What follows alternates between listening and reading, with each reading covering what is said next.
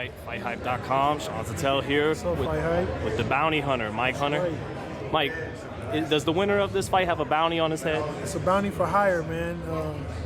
You know, just put the price tag on his head. That's all I need. You know, I want the winner. You know, right now I don't care if I had a choice.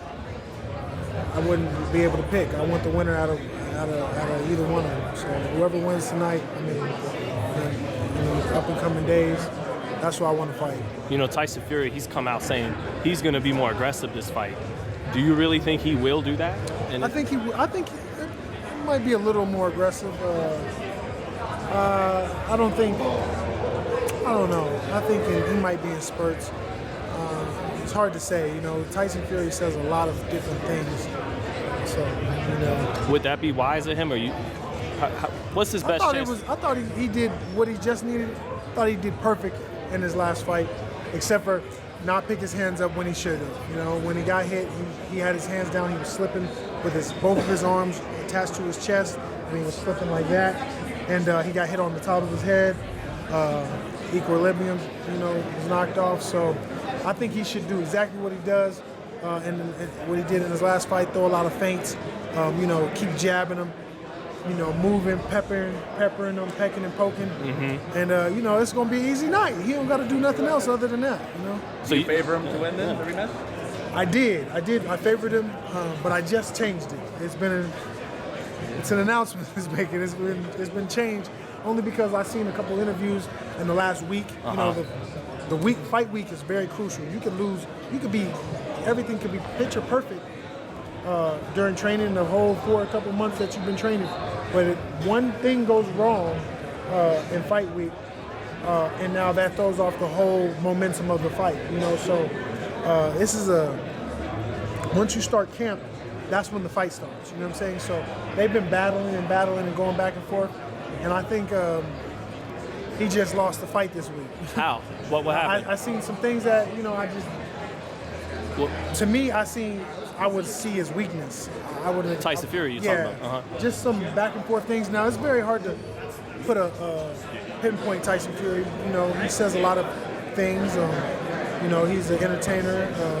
So, you know, he's very smart when it comes to being deceptive, yeah. So, but, you know, I think I've read between the lines, and I just don't see the confidence there that needs to. I heard he's a little overweight.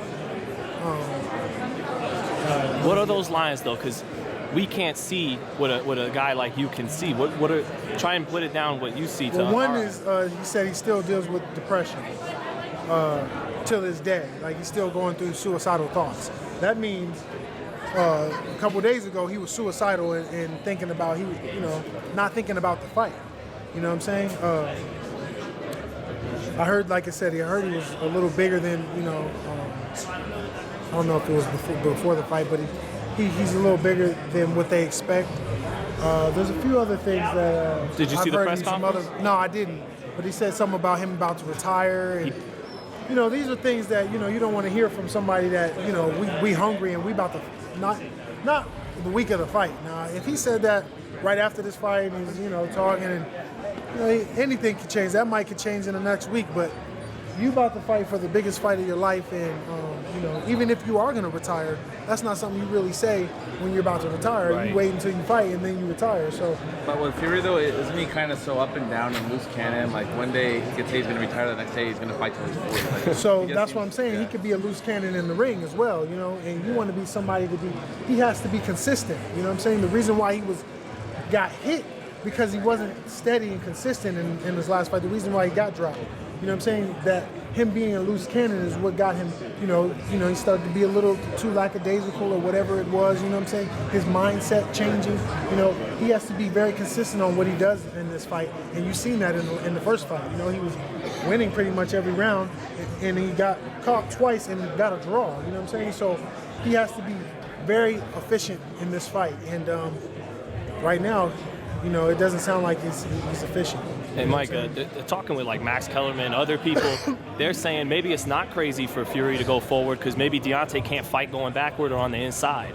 Do you see that? I would agree with that, but I think you have to reset with somebody that has a nuke. You know what I'm saying? Somebody that, a little different. Yeah, that has to hit you and pinpoint you.